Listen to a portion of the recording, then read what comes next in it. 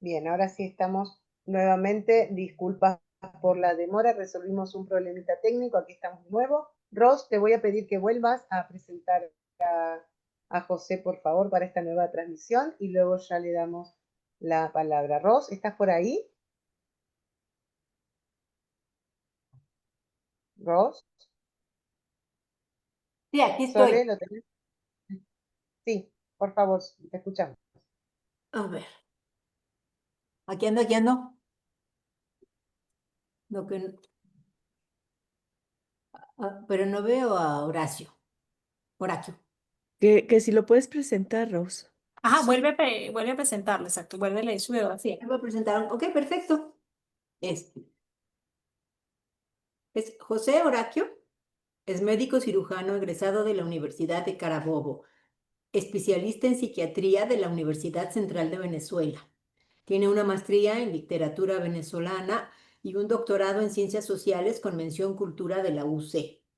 Es psicoterapeuta de orientación junguiana, profesor ordinario agregado de la Escuela de Salud Pública de la Facultad de Ciencias de la Salud de la UC, profesor de psicofarmacología y psicoterapia en el posgrado de psiquiatría del Hospital Psiquiátrico de Barbula, jefe de la Unidad de Salud Mental del Hospital General Nacional Ángel Larralde IVSS, psiquiatra en consulta privada, Clínica La Viña Valencia, ensayista, poeta y masón, codirector del Instituto Eleusis, director de la sede Venezuela, director psiquiátrico.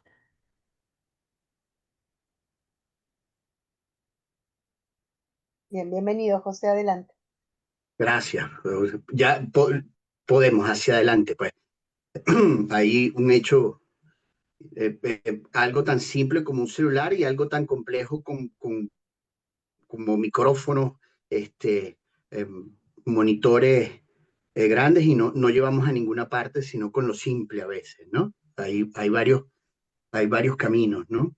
Yo no sabía que iba a estar Malca hoy y sin embargo, en parte esta presentación la hice un poco por la impresión que me dejó un seminario que hizo Malca sobre el complejo de Edipo, ¿no? Donde hablaba de las impertinencias del destino, de cómo Edipo eh, y toda esa descendencia era víctima de castigos por pecado o por transgresiones cometidas por sus ancestros, ¿sí? Sí. Entonces, viendo el título de Ecos, Resonancias del Congreso, no voy a presentar hoy la misma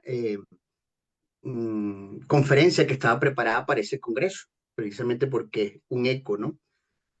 Lamentablemente no pude ir, ustedes saben las circunstancias por las que estamos pasando aquí en el país y bueno, no, fue imposible.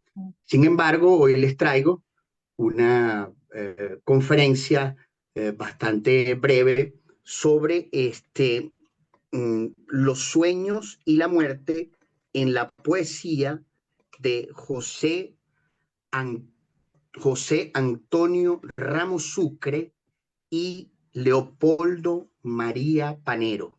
Hombre, Un análisis desde la psicología junguiana, ¿sí? Y ahí es donde entra el tema de por qué lo conecté con el seminario que dio Malca, ¿no?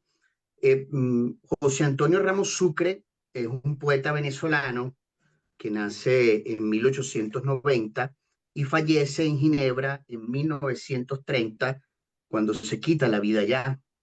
Una vida que él describe bastante dolorosa, como una especie de dolor interno que nunca pudo mejorar, una melancolía que lo persiguió durante toda su vida. José Antonio Ramos Sucre era bisnieto en segundo grado de consanguinidad del prócer de nuestra independencia, eh, Antonio José de Sucre, ¿sí?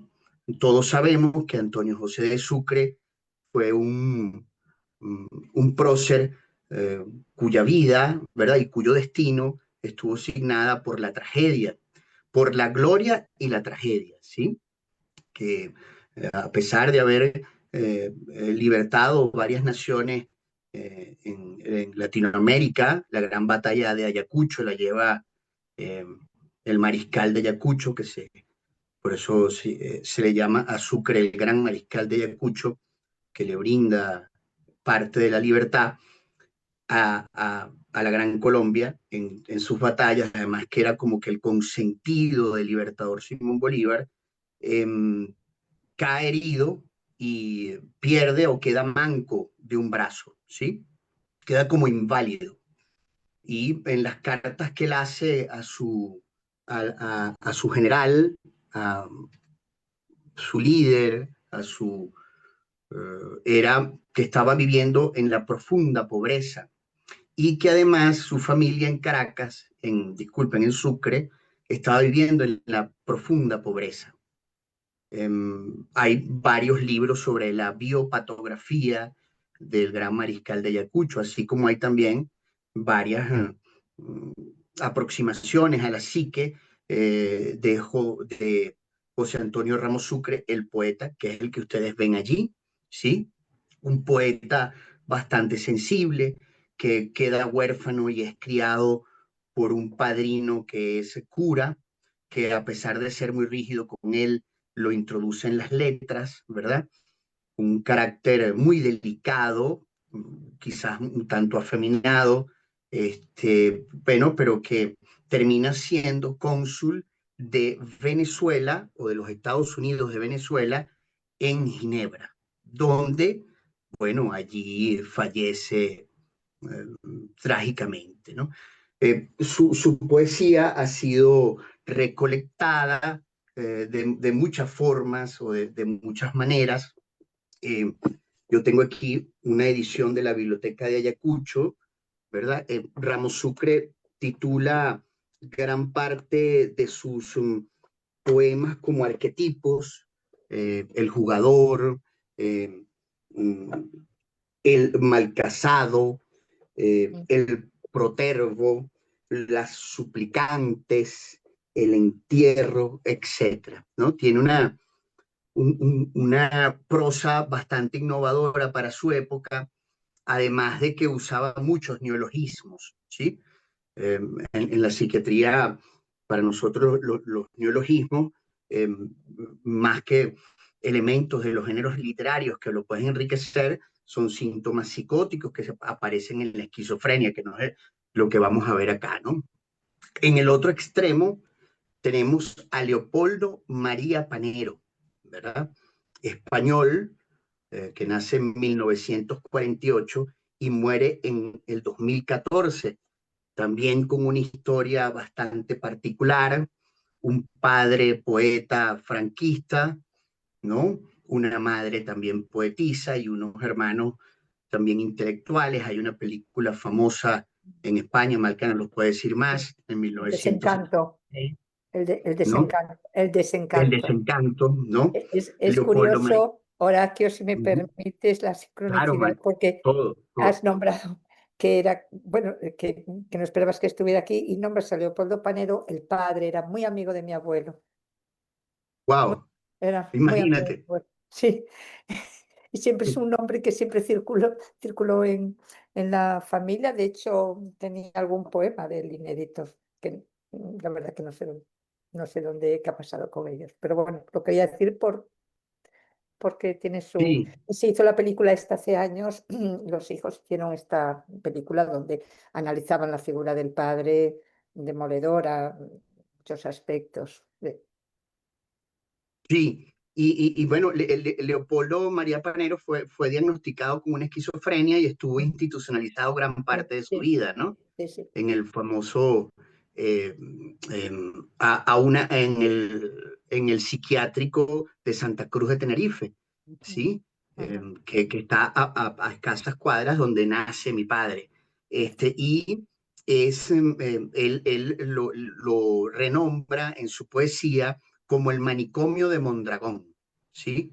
Y tiene toda una serie de poemas muy duros, ¿verdad? Y muy sobre la locura, la vida, la muerte, los sueños. ¿Por qué tomo estos poetas? Porque estos poetas han significado cosas muy importantes para mí, ¿sí? Ramos Sucre lo vengo leyendo yo desde muy joven, desde mi adolescencia, ¿sí? Y Leopoldo María Panero ya lo reconozco después, ya adulto, ¿sí? Por un obsequio de un paciente mío, un gallego que me regala las obras completas de Leopoldo María Panero en una edición, no sé, recuerdo que son de capa negra, pero no recuerdo qué editorial es, ¿no? Ellos tienen allí, para mí es una poesía que no me parece que se origina en un paciente esquizofrénico. No veo demasiada riqueza en esa poesía. Eh, claro, es una poesía bastante fuerte, ¿no? Bastante ruda, pero ambos, tanto el venezolano como el español, vienen de una historia familiar bastante fuerte, ¿sí? Signados por el destino a padecer, ¿no? A sufrir. Voy a comenzar la lectura de esta breve conferencia, ¿no? Entonces dice, los sueños y la muerte en la poesía de José Antonio Ramos Sucre y Leopoldo María Panero. Un análisis desde la psicología junguiana. El territorio compartido de la poesía y lo inconsciente. La psicología analítica de Carl Jung concibe los sueños como expresiones simbólicas de una sabiduría intrínseca de la psique, manifestaciones de aquellos arquetipos que constituyen los patrones universales de comportamiento y significado heredados como especie. En este marco teórico, los sueños representan dramatizaciones del proceso de individuación, donde la muerte frecuentemente emerge no como aniquilación biológica, sino como un símbolo de trascendencia y renacimiento psicológico. La poesía de José Antonio Ramos Sucre y Leopoldo María Panero, aunque separadas por décadas, geografías y sensibilidades, convergen en este territorio onírico tanático, con una intensidad que invita al análisis comparativo desde la perspectiva junguiana. Esta conferencia intentará explorar la configuración del binomio sueño-muerte en ambos poetas, utilizando las categorías de la psicología analítica para iluminar los distintos modos en que la imaginación poética negocia con las fuerzas arquetípicas que habitan lo inconsciente. Mientras Ramos Sucre elabora una estética trascendente donde la muerte se transfigura en liberación, Panero construye un imaginario de degradación donde el sueño deviene pesadilla y la muerte exhibe su rostro más literario y corpóreo.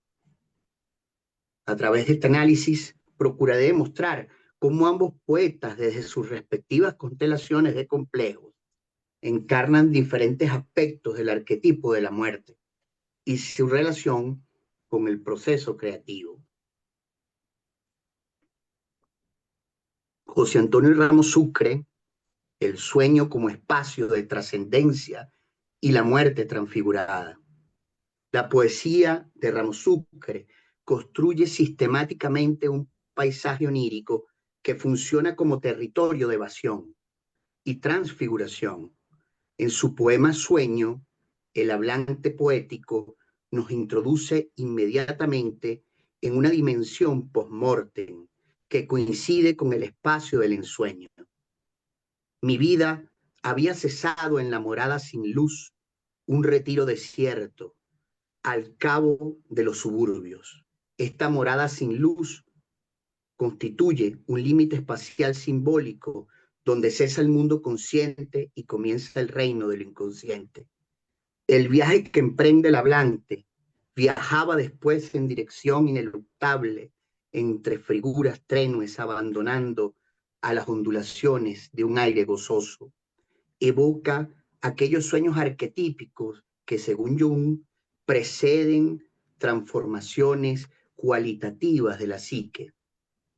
La dirección ineluctable sugiere el carácter determinista de los procesos inconscientes una vez que se activan los arquetipos.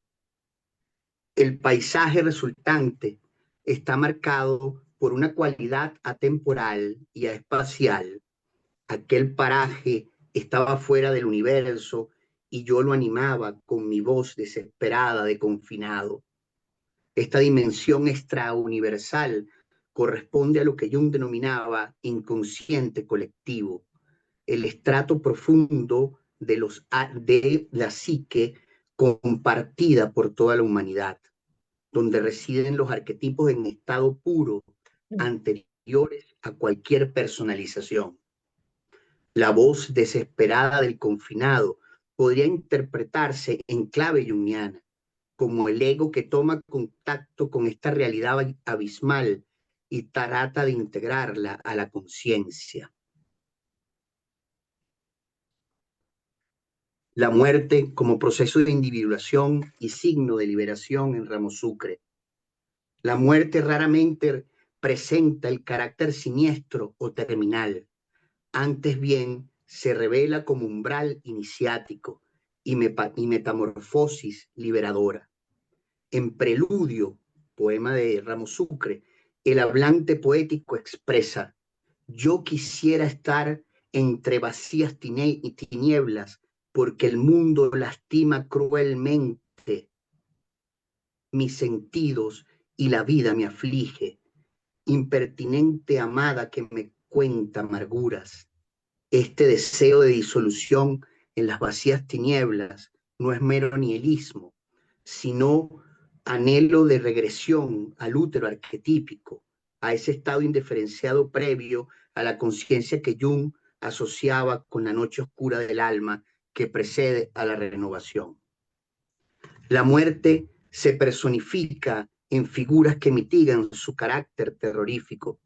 Ella es una blanca Beatriz, y de pies sobre el creciente de la luna visitará la mar de mis dolores. Esta blanca Beatriz constituye una manifestación del arquetipo del ánima, la figura femenina que media entre el ego y los estratos profundos de lo inconsciente, guiando al individuo en su proceso de transformación. La imagen evoca simultáneamente a la Beatriz dantesca que conduce al poeta al paraíso, pero también a aquellas figuras femeninas arquetípicas que en los sueños junguianos representan a la sabiduría inconsciente. El discurso del contemplativo Ramo Sucre delinea lo que en términos junguianos podríamos denominar una ascesis interior orientada a la integración de los opuestos. Amo la paz y la soledad.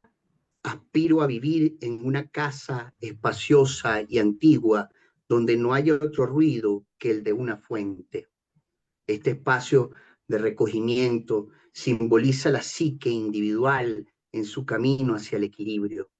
Yo pondré al vario curso del tiempo la serenidad de la esfinge, dice Ramo Sucre, donde las oposiciones entre consciente e inconsciente, ego y self, pueden reconciliarse en una unidad superior.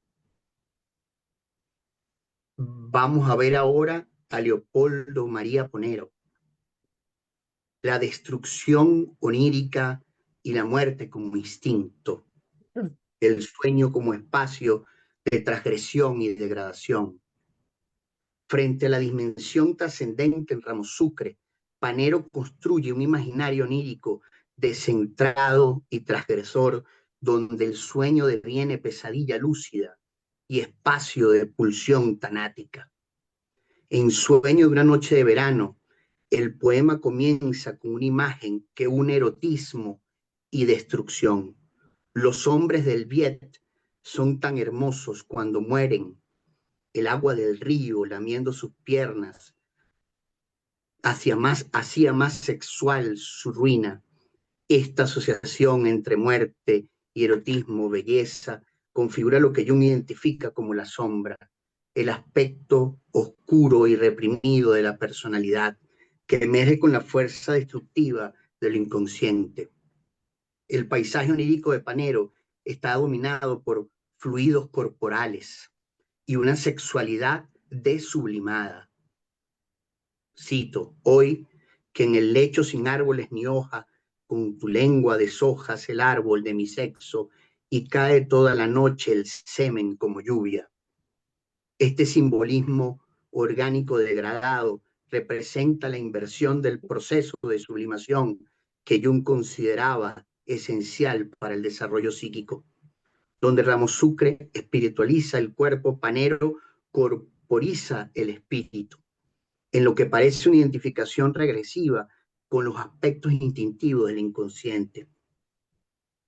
La pregunta final del poema, ¿qué eras? ¿Qué es? ¿Qué es un cadáver? Interroga no solo la muerte biológica, sino la muerte simbólica del sujeto en su dimensión psicológica. En términos jungianos, el cadáver podría representar aquí el ego agotado que ha sido devorado por los contenidos inconscientes sin lograr transformarlos en símbolos integradores. La poesía como instinto de muerte y la destrucción del yo. En Panero, la creación poética se identifica explícitamente con un impulso autodestructivo que Jung asociaría con la activación desmedida de complejos autónomos que toman el control de la conciencia. En la poesía Destruye al hombre, el poeta afirma, la poesía destruye al hombre, mientras los monos salta de rama en rama, buscándose en vano a sí mismo en el sacrílego bosque de la vida. Los monos podrían interpretarse como representaciones de los aspectos instintivos no integrados a la psique, que buscan inútilmente su identidad en el bosque sacrílego de lo inconsciente. El poema concluye con una afirmación paradójica. Solo es hermoso el pájaro cuando muere, destruido por la poesía. Esta estética de la destrucción revela una identificación con el arquetipo de la muerte en su aspecto más literal, donde la belleza solo puede realizarse a través de la aniquilación. Mientras Ramos Sucre ve en la muerte una transfiguración, Panero parece abrazar su cualidad terminal sin proyecciones trascendentes. En El Noi del Sucre, el hablante expresa, tengo un idiota dentro de mí que llora y que no sabe y mira, solo la luz que no sabe. Esta figura del idiota interior podía interpretarse como lo que Jung denominaba el puber eterno, herido, el arquetipo de la eterna juventud que no ha logrado integrarse a la personalidad consciente y permanece en un estado de indiferenciación patológica. El llanto sin conocimiento sugiere un dolor psíquico que no alcanza la simbolización. Símbolo versus materia. La muerte como trascendencia y como inmanencia. La diferencia fundamental entre ambos poetas reside en su configuración del arquetipo de la muerte. Para Ramos Sucre, la muerte opera principalmente como símbolo de transformación psicológica, como puerta hacia estadios superiores de conciencia. En el poema Sueños, dice, el hablante accede a la experiencia de la muerte onírica a un espacio fuera del universo, que lejos de ser aniquilación, constituye una forma de existencia ampliada. Esta concepción se alinea con la visión jungiana de los sueños arquetípicos como expresiones de tendencias autorreguladoras de la psique hacia el equilibrio y la totalidad. Para Panero, En cambio, la muerte se revela en su materialidad, irreducible, como hecho biológico y destino corpóreo. En Sueños de una noche de verano, la pregunta ¿qué es un cadáver? Interroga precisamente, el estatuto de la muerte despojada de proyecciones simbólicas, donde Ramos Sucre espiritualiza el cuerpo, Panero materializa el espíritu, en lo que parece una identificación regresiva, como lo dije antes, con los elementos instintivos. En Ramos Sucre, el espacio onírico constituye un escenario de individuación donde el yo dialoga con instancias superiores de la psique. La blancamiatriz, que menciona en Preludio, representa el arquetipo del ánima en su función mediadora. Esta figura femenina que en la tradición dantesca conduce al poeta del paraíso. Entonces tenemos la poesía de José Antonio Ramos Sucre y Leopoldo María Panero, analizadas de la psicología analítica de Jung, revela dos configuraciones radicalmente distintas del binomio sueño-muerte, como expresiones de procesos psíquicos profundos. Mientras Ramos Sucre elabora una mitología personal donde la muerte se transfigura en símbolo de trascendencia y el sueño deviene espacio de individuación, Panero construye una estética de lo fragmentario, donde la muerte exhibe su rostro más biológico y el sueño su dimensión más regresiva. Ambos poetas, sin embargo, coinciden en reconocer la revelación, la función reveladora de lo onírico y lo tanático como eje del proceso creativo. Para Ramos Sucre, este proceso apunta hacia la síntesis de los opuestos. Consciente, inconsciente, vida y muerte en una unidad superior. Para Panero, el proceso creativo se identifica con la exposición de la herida psíquica, con la exhibición lúcida de la fragmentación del sujeto moderno. En última instancia, ambos poetas encarnan lo que Jung considera la función trascendente de los símbolos. La capacidad de conectar la experiencia consciente con los arquetipos del inconsciente colectivo. Ramos Sucre lo hace a través de la construcción de una estética de lo sublime que transforma el dolor en belleza. Panero lo hace a través de una estética de lo siniestro que confronta al lector con los abismos de la psique. Juntos trazan los polos entre lo que oscila la imaginación poética en su negociación con aquello que, siguiendo a Rilke, citando a uno de sus frases, la gran muerte que cada uno lleva dentro de sí. Ahí lo dejo, que fue lo que pude más o menos antes de eso. Y quiero leer acá este poema de José Antonio Ramos Sucre, que se llama Sueño.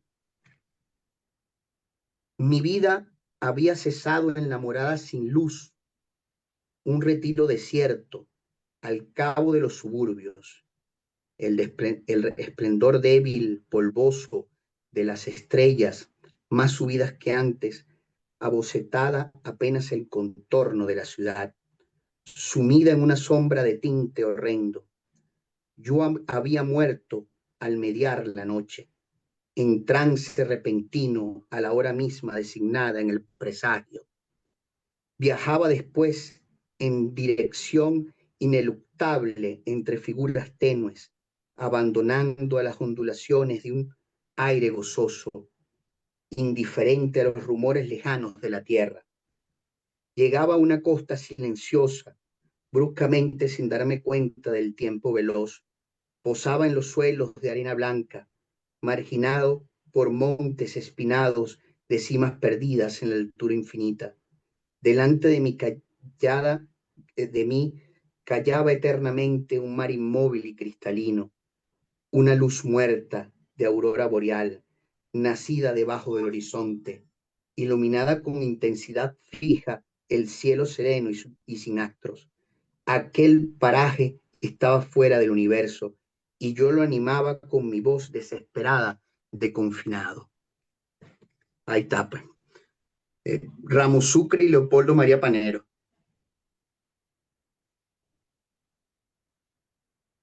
¿Qué opinas, Malca? Uf, estaba pensando. Estaba pensando en el complejo paterno de estos individuos, ¿no? Por ejemplo,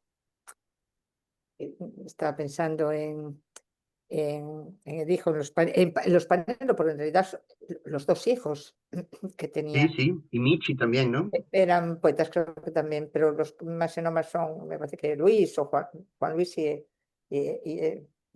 José María. Es como si hubieran querido heredar algo de, ¿no? De la poesía del padre, Sí, ¿no? Que creo que esto es, ¿cómo era esto? Escribir, una de ellas era escribir en cada instante, me parece que era algo así, era muy intimista, ¿no? Leopoldo Panero, la casa, la familia ocupaba un lugar muy central. Y no sé, yo aquí veo estos linajes, es una constelación familiar muy condensada, ¿no? Muy, muy condensada. La madre creo que también era, por cierto, la madre también creo que era poeta, si no me equivoco. sí, sí, Sí, claro, era ¿verdad? una Sí. poetisa, sí, No me acuerdo muy sí, bien de la historia, pero es como, claro, me ha hecho gracia porque nombraste a Edipo, o sea que un poco te había sí, dado como una, en cuanto al sí, linaje, no sé si por el linaje maldito, sí, linaje, ¿no? Eh, sí, sí, algo sí, de esto, ¿verdad? Ajá, porque estaba sí, yo sí, pensando justamente en esto, en sí, el complejo paterno, en los complejos heredados y qué es lo que estos hijos recibieron. Ya no me acuerdo mucho de la película, pero la película tiene como, no sé, pues tendrá, pero no más, de unos 40 años. 1976. Sí, 40 y más, ¿no? Y era una película muy densa, muy intimista, donde narraban también sus historias, eso sí lo recuerdo, y quedaba como un peso anímico muy depresivo, ¿no? Muy depresivo. Entonces, es como si Sí, hubiera, hay como algo como fallido, ¿no? En cuanto a la imagen integradora del padre, en vez de ser integradora, es como que apuntó a una disolución de los hijos, del hijo sobre todo, ¿no? Como que lo sí, sí, disolviera o como que este hijo se disolviera detrás de esta búsqueda quizás del padre, ¿no? De intentar ser como el padre, con lo cual en el proceso de individuación es lo peor que se puede hacer, ¿no? Porque sí, sí, sí, sí, querer ser como papá o mamá y no ser uno mismo, me viene, me viene ahora, hablando de esto, un midrash muy bonito que dice, que cuenta un rabino, un viejo sabio, que decía, cuando yo muera, hablando de la muerte y hablando de esto, cuando yo muera y me presente ante el santo, bendito sea, él no me va a preguntar, ¿por qué no ha sido Moisés? ¿O por qué no ha sido Elías? Él solamente me ajá, va a ajá, preguntar, ¿por qué no ha sido Rabbi Susía? ¿No? ¿Por qué no has sido tú? que, Esto es lo que wow, cuando atravesemos la muerte, que esto el otro día en la conferencia se me olvidó decirlo, cuando atravesemos al otro lado, el otro lado, el infinito, nos va a hacer la gran pregunta, no nos va a hacer, ¿por qué no fuiste Jung? ¿O por qué no fuiste tu padre, que era un poeta magnífico? Preguntar, ¿por qué no eres tú? Ven de vuelta tú, tienes que volver de vuelta tú, ¿no? Y estos son los fallos del proceso de individuación, ¿no? Cuando se tiene un padre preeminente y se quiere ser como el padre. Y no se sí, busca la manera de ser otro poeta diferente al padre, ¿no? Porque parece que estos hijos sí tenían mucho el marcaje de la poesía paterna, ¿no? De la forma de decir del padre, aunque no los he estudiado, pero es algo que me viene ahora, no sé qué sí. opinas, que lo has leído más recientemente que yo. Bueno, fíjate, aquí hay un poema de Leopoldo María Panero que es a mi madre. Dice, Ah, reivindicación de una hermosura. mira, ¿qué dice? En las noches cómo se rasga la seda y cae sin ruido la taza de té al suelo como una magia. Tú que solo palabras dulces tienes para los muertos y un manojo de flores llevas en la mano para esperar a la muerte que cae en su corcel, herida por un caballero que la apresa con sus labios brillantes y dice, sal al jardín y contempla cómo caen las estrellas y hablemos quedadamente para que nadie nos escuche. Ven, escúchame, hablemos de nuestros muebles. Tengo una rosa tatuada en la mejilla y un bastón con una empuñadura en forma de pato. Y dicen que llueve por nosotros, que la nieve es nuestra. Y ahora que el poema expira, te digo como un niño, ven, he construido una diadema. Sal al jardín y verás cómo la noche nos envuelve. Mm, Eso es otra, eso es, ¿ah? ¿Mm? Fíjate, a la madre, ¿no? Es como, es como un mundo atrapado, ¿no? Es como la más Sí, atrapada. Es hermoso, ¿eh? El poema tiene cosas muy, muy hermosas, ¿no? Pero es como algo que se convirtió, es como que, a ver, allá donde los padres, no sé cómo decir esto, a ver cómo lo digo esto. Allá donde los padres se convierten en una especie de herida eterna, ¿no? O sea, el sí, padre, la madre, en sí. vez de, ¿no? Podemos, hablando de lo que recordamos, de los padres, está qué terrible cuando se recuerda la hendidura, que es herida, marcada por el padre o marcada por la madre o marcada por los dos, ¿no? Y no precisamente me refiero ahora en los malos tratos físicos, no, la hendidura que hace el vacío, la hendidura que hace la imago del padre o de la madre, ¿no? Y que no te salvas más, o sea, que no puedes tú, o que la persona aquí no pudo, vamos a decir, am, llenar ese hueco, ¿no? ¿Cómo se, de esto ya lo diré? No me sale ahora en el arte, ay, hueco grabado, ¿no? Ok, Hueco grabado del alma, ¿no? sí, Llenarlo con nuestra propia materia, llenarlo con nuestra propia materia y dar otro sentido, otro giro, ¿no? Sino que son hijos que quedan heridos de padre, que quedan heridos de madre y no pueden hacer, y entonces, hablando de los duelos, ahora, enlazando, como si ese duelo tampoco se puede hacer, aunque estén heridos y sí, casi de muerte, en este caso, ¿no? Por ejemplo, una psicosis, ¿no? No pueden llegar a realizar el duelo tampoco. Por tanto, es como se quedan en ese vacío, en esa herida eterna, sin posibilidad de reconciliación, sin posibilidad de reparación, ¿no? Es lo que me vendría, no sé si estoy de acuerdo, pero lo que me viene es esto, ¿no? sí. Y voy a terminar aquí con este poema de Leopoldo María Panero también, que se llama El Noy del Sucre. Dice así, tengo un idiota dentro de mí que llora y que no sabe y mira solo la luz que no sabe. Tengo al niño bobo, como parado en Dios, en un Dios que no sabe sino amar y llorar. Mm. Llorar por las noches, por los niños de falo dulce y suave de tocar como la noche. Tengo un idiota de pie sobre una plaza mirando y quejándose de mirar, dejándose violar por el alud de las miradas de otros y llorando, llorando frágilmente por la luz. Tengo un niño solo entre muchos. As a beating dog, Vinnie the Hell, bajo la lluvia, bajo. Ahí lo dice en inglés, ¿no? El terror de la lluvia que llora y llora hoy por todos mientras el sol se oculta para dejar matar y viene la noche de todos el niño asesino a llorar de no sabe por qué, de no saber hacerlo, de no saber sino tan solo ahora por qué y cómo matar bajo la lluvia entera, con el rostro perdido y el cabello demente, hambrientos, llenos de sed, de ganas, de aire, de soplar globos como antes era.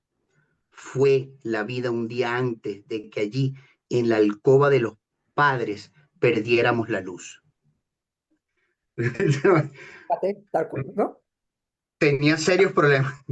Serios Sí, problemas. En la alcoba de los sí, padres, perdió la luz. sí. Muy Ujú. yo no lo conocía, Horacio, está bellísimo ese que leíste, la verdad, qué fuerte. Muy fuerte.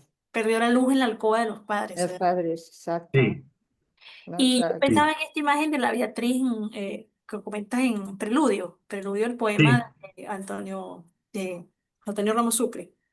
sí, Quizá la Beatriz, ¿no? Pues, el ánima, lo que decía Marca, ¿no? Hay un conflicto con el padre tan grande, con lo masculino, que el ánima viene al rescate, aun siendo el ánima asociada a la muerte en la imagen, ¿no?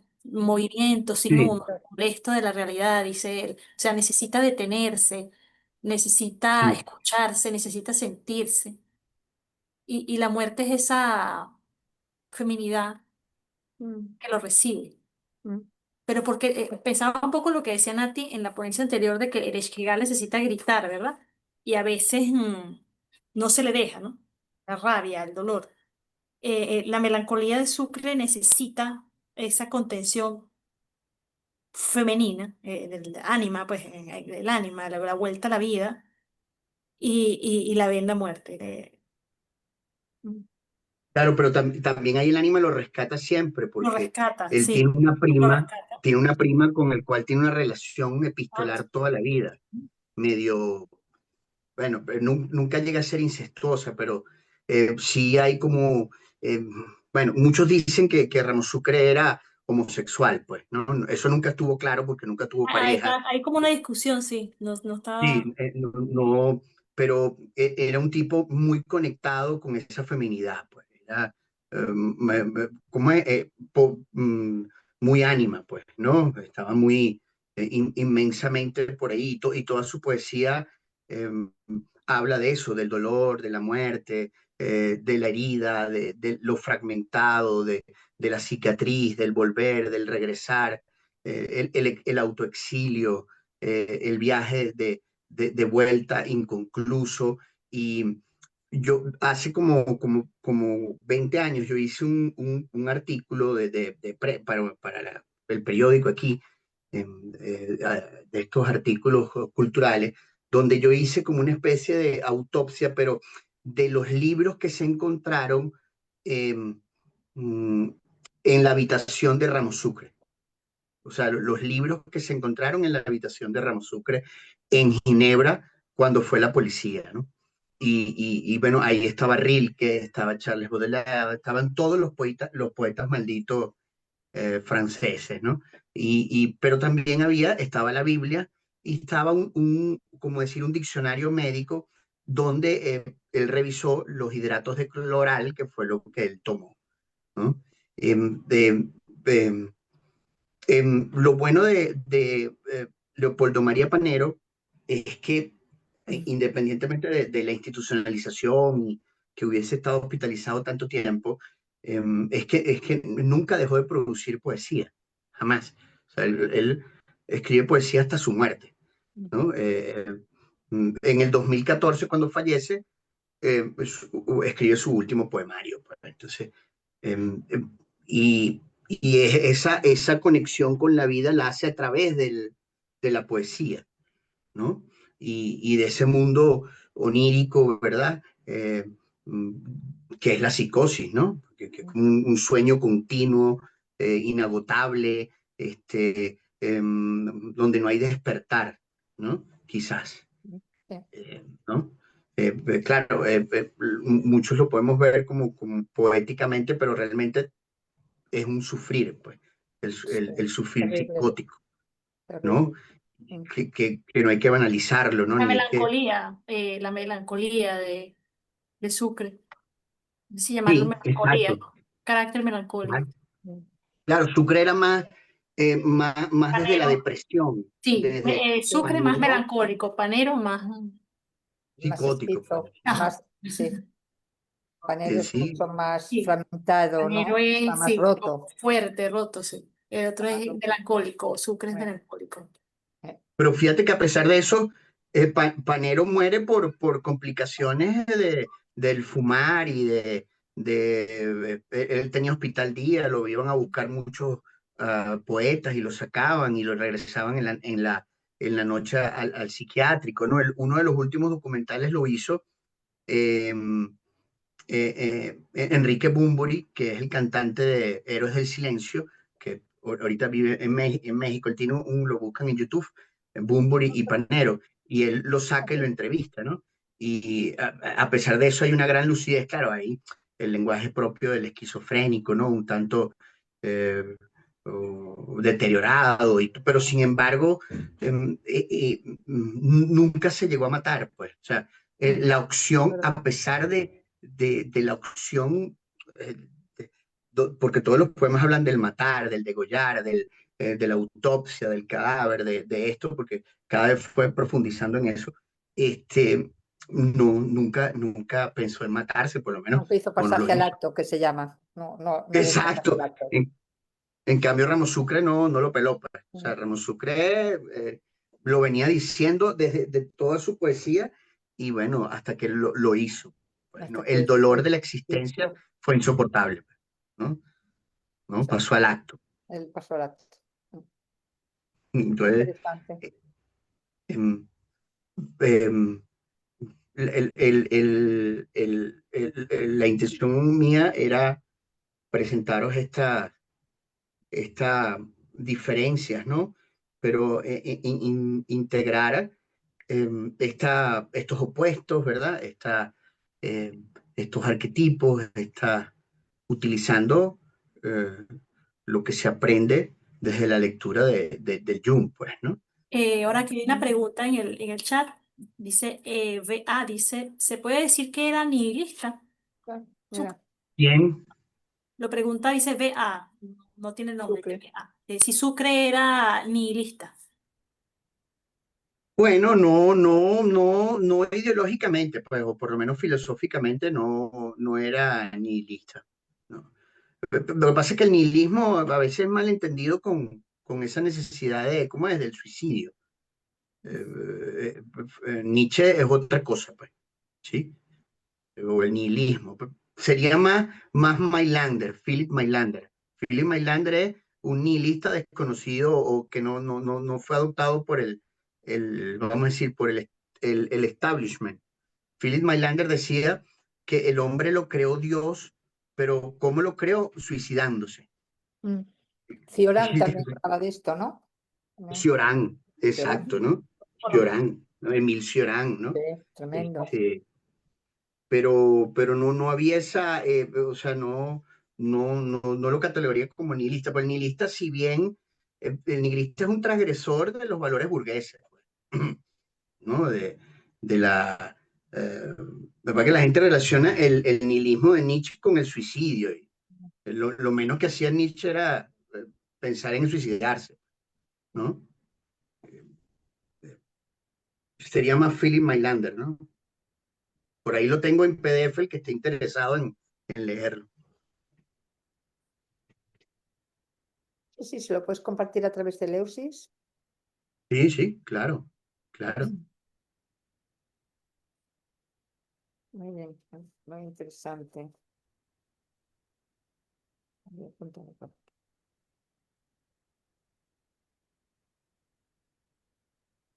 Coqui, has Quien dicho una estaba frase. preguntando, Perdón.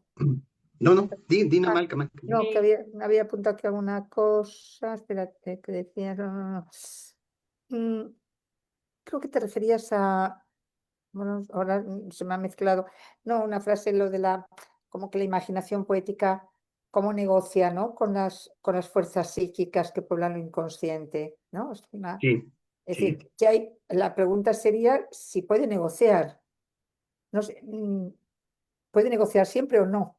Esta es la cuestión, ¿no? O sea, que es como a veces es negociación, a veces es también mucha tensión, mucha lucha, o sea, unos opuestos o sea, la imaginación poética muchas veces trata ¿cómo decir, no? Como de poder contener también esas fuerzas psíquicas, no dando a través de la palabra, pero siempre la palabra puede con ellas, ¿no? O sea, que las fuerzas psíquicas que pueblan lo inconsciente arrebatan absolutamente, ¿no? Transgreden inclusive la propia imaginación psíquica, ¿no? O sea, perdón, la propia imaginación poética. Entonces, cuando la imaginación poética entra ahí en unos juegos casi de desbarre, ¿no? Porque no puede realmente contener a esas fuerzas psíquicas. No sé si me explico. sí, claro. Y hay poetas donde eso se ve, ¿no? Como muy claro con estos dos que has traído, ¿no? Esa tensión, esa lucha entre estas dos fuerzas, ¿no?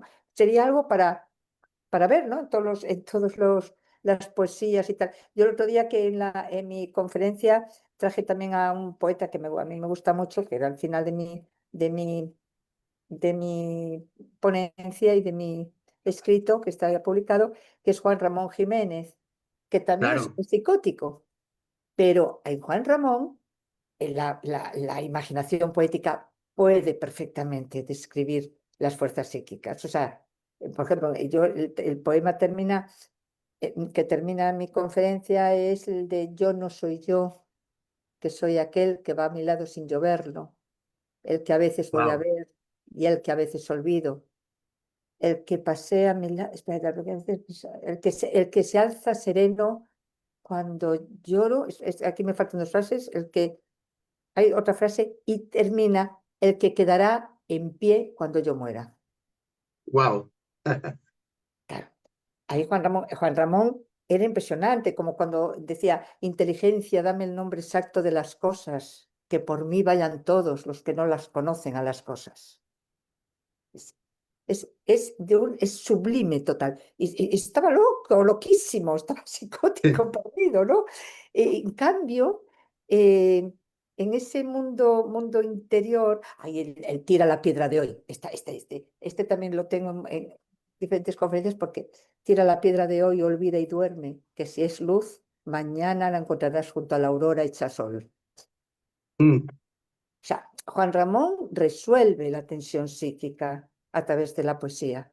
O sea, la poesía es como su útero, donde las fuerzas claro, psíquicas que pueden fragmentarlo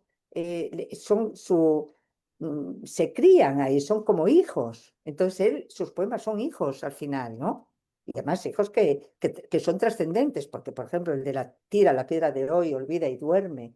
Olvida y duerme. O sea, no nos quedemos con la piedra vamos a tirarla, porque si es luz, y eso es lo hermoso que dice, mañana la encontrarás junto a la aurora hecha sol, o sea, la transformación que nos puede dar el olvido, es que tenemos que ser capaces también de olvidar. por Entonces es un Dios. llamado, ¿no? Es aquí, desde el punto de vista psíquico, es muy interesante porque siempre queremos recordar, hay que recordarlo todo, ¿no? La lucha contra la represión, pero Juan Ramón nos pone eso ahí delante, nos tira ahí esa piedra. Y Impresionante. yo he meditado mucho con la poesía de Juan Ramón y me ha ayudado mucho para entender muchas claves del alma, ¿no? Y eso, tenemos que saber olvidar, lancemos la piedra, la vamos a encontrar en la transformación, ¿no? O sea que las fuerzas psíquicas del inconsciente tienen también una forma de trabajo que no pasa por la conciencia y tenemos que confiar que esas fuerzas psíquicas trabajan.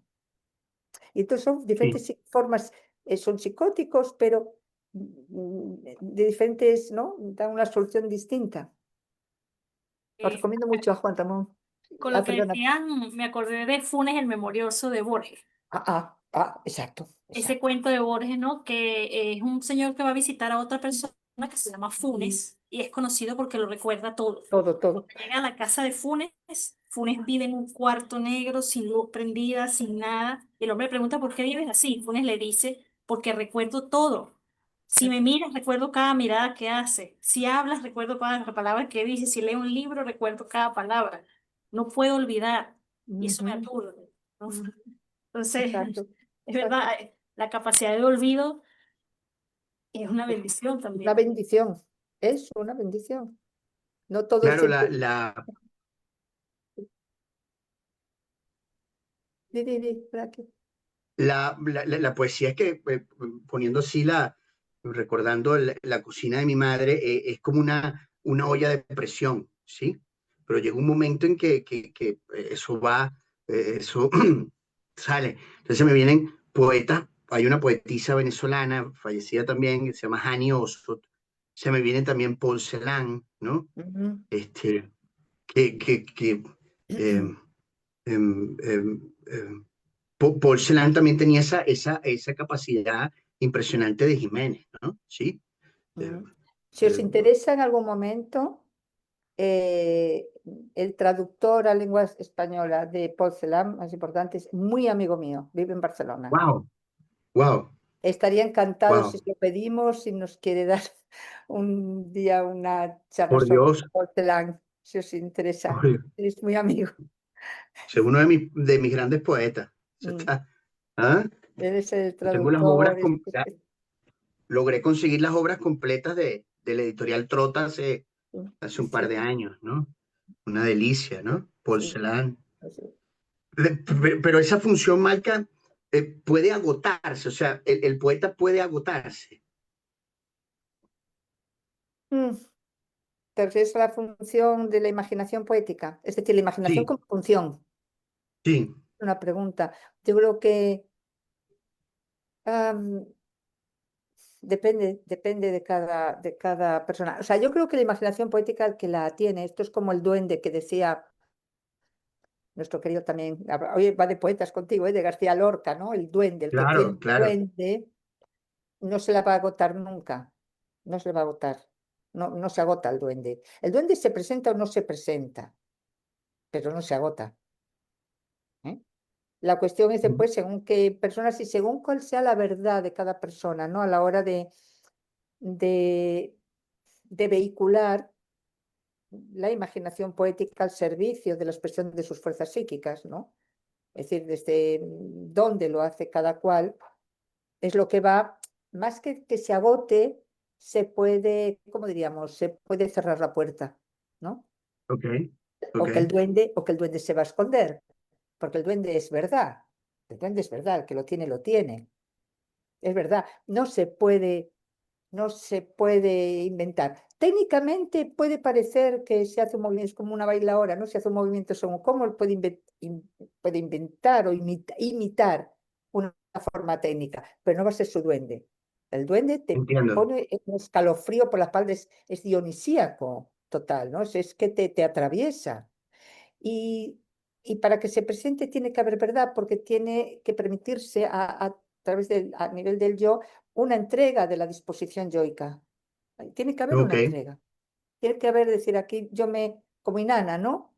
ujú, ujú, El yo tiene que morir un poco, tiene que entregarse. Si no, no se va a presentar.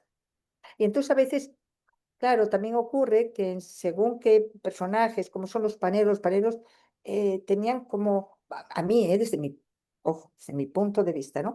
Había una cierta tendencia a una compensación de inflación yoica, ¿no?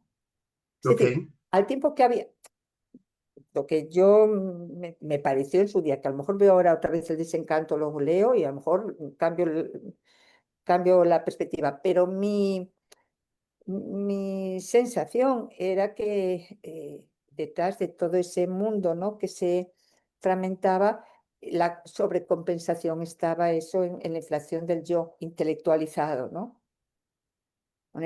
sí. Como una hipertrofia intelectual, o sea, que quiere, claro, para poder ordenar todo ese caos, ¿no?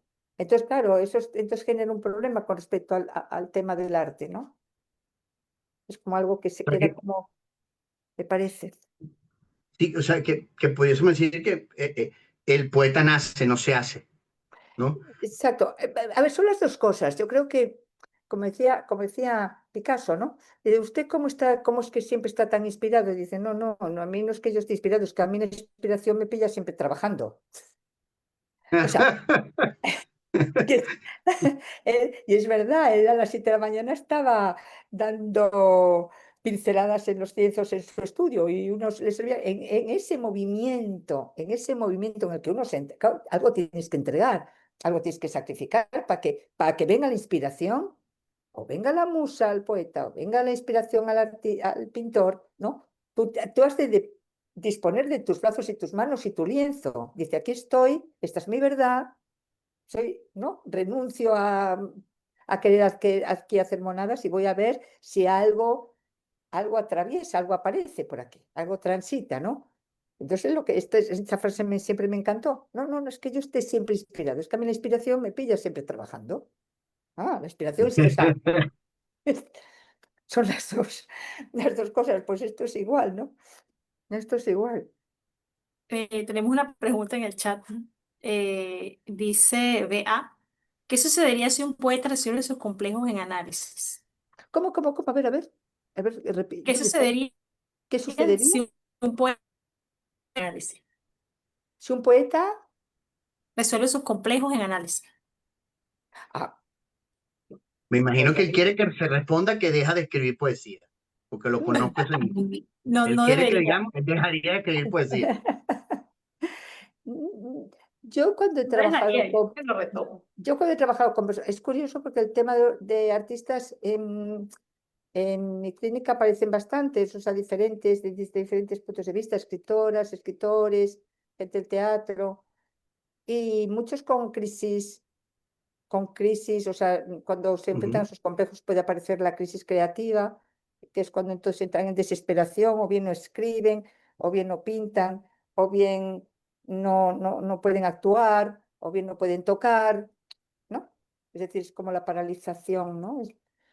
Pero bueno, el momento de ese vacío es muy interesante porque algo puede pasar, lo que pasa es que lo que puede pasar, todavía ellos tienen miedo porque puede ser, a veces se avecina una nueva fuente creativa, pero a veces los complejos, cuando aparecen los complejos, pues como todo ser humano, a ver, pues a trabajar, pues Claro. a trabajar, claro, y siempre, y volvemos también un poco al tema ese de la verdad con uno mismo, ¿no? Que los que lo hacen, los que se entregan, aunque lo paguen con su propia, porque además sobre todo cuando son profesionales, es mucho el problema, ¿no? Porque está la profesión ahí, pero se atreven a entregarlo, después hacen cosas muy increíbles, ¿no? O sea, es curioso, porque también han pasado por esa, a ver, como diríamos, por ese descenso del humano, como todos somos inanna, ¿no? En algún momento, ¿no? Es decir, el alma humana tiene que bajar, pinchar sus globos, sus fantasmas, sus fantasías, su ideal del yo, ¿no? Y decir, soy un ser humano que está transitando la vida, que vivir no es fácil, que vernos aquí es raro. Como digo yo, la raridad. Yo hablo de la raridad más que la realidad, es decir, ¿no? La raridad, ¿no? Y entonces cuando encontramos eso que es qué raro es esto, qué raro que estamos aquí hablando. ¿Cómo es Sí. esto? Y de aquí un tiempo no vamos a estar, ¿esto cómo es, no? Bueno, pues todos estamos en esa raridad y yo creo que cualquier persona, pues artista, y si es buena o bueno y es capaz de entregar eso, después va a crear de una manera increíble, ¿no? Porque ya no tiene que Sí. sujetar parte de su máscara de artista, ¿no? Lo cual les molesta mucho y es muy cargante, la verdad, muy cargante. Lo contrario de su marca sería Dalí, ¿verdad? ¿Sería? Salvador Dalí. Dalí. Ay, hoy Dalí. Exacto, es Dalí. Bueno, ¿Ah? Dalí hizo de esa inflación su personaje, que les pasa también a muchos artistas esto, ¿no? Hacen de Sí. su inflación su personaje, su persona, su máscara. Entonces lo utilizan, ¿no? Bueno, lo resuelven así. Lo tratan de... Ay, pues. Tenemos unos comentarios en el chat. Ah, Ana Lourdes dice, me gustaría saber reconocer los complejos, si ayudan a individualizarse o hay que dejarles de padecer. ¿Qué papel tiene el complejo en el ser humano? todo, ¿no?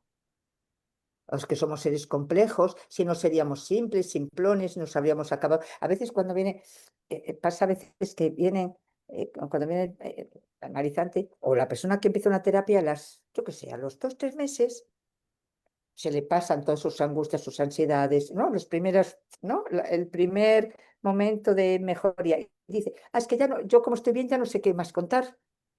Y yo siempre digo, ¿te acabaste? ¿Te Ah, terminaste? Entonces se quedan muy perplejos, claro, es posible que un ser humano se terminó, ya no hay más palabras, no hay más, ¿no? Entonces, los complejos son importantísimos, utilísimos, primero por los tenemos ahí, son nuestros ladrillos, ¿no? Otra cuestión es, aquí dice la palabra padecer, claro. Entonces, claro que ayudan a la individuación, es que no es que ayuden, es que tenemos que, ¿cómo se dice? Como unas escaleritas, ¿no? Tenemos que pasar a través de ellos, ¿no? Y entonces la individuación no puede dar un salto en el vacío. Es peligroso. ujú. Ojo, hay muchas personas que ya tratan de dar saltos en el vacío, ¿no? Y tanto. Pero no, es a través de los complejos, del conocimiento de nuestros complejos, que es la constitución, en realidad es la constitución de nuestra estructura psíquica, es decir, es como tener anatomía, ¿no? En el cuerpo. Ujú. Pues conocerla, igual, y ahora si hay si los complejos a veces nos hacen sufrir, eso es otra cosa, y ver qué quieren decir también el sufrimiento. Y a veces nos hacen sufrir porque a veces el alma no encuentra otra voz ni otro eco más que el síntoma del sufrimiento, ¿no? Y menos mal que está, o sea, porque entonces es algo que se queja dentro de la individualidad, y por eso hay que escucharlo, no tratar de, como decía antes Natalia, ¿no? No se trata de acallarlo, se trata de escuchar, porque sin eso posiblemente no hay camino, inclusive hacia el self. Muchas veces es clarísimo, porque entonces da una trivialidad, una banalidad, no hay camino hacia lo profundo, por tanto no hay sensibilización con lo hondo, con el miedo que eso da, por supuesto, ¿no? Entonces eso es necesario. Sumamente necesario, Marca, como este tipo de conversaciones, creo, ¿no? Y de exposiciones. Gracias, José, Sí, me interesante. encantó. Me trajiste a mi adolescente interior nuevamente. Yo siempre leí mucha poesía, muchísima poesía. Y después, bueno, la vida, ¿no? La vida que te va obligando a empezar a leer otro tipo de literatura, y todos mis libros de mis poetas preferidos están por allá juntando tierra. Así que va a haber que desempolvarlos. Porque hace mucho que no leo poesía, y escucharte fue como un necesito eso. Mi alma me hiciste recordar, hablando de olvido, como decía Benedetti, uno de mis poetas Qué preferidos, lindo. el olvido está lleno de memoria, ¿no? Entonces, Ujú. cuando se despeja un poquito la niebla del olvido, ahí aparece esta memoria de cuánto disfrutaba yo de la poesía. Así que gracias, José, muchísimas gracias por llevarme de nuevo a eso. Me voy Gracias a ya usted. a desempolvar alguno.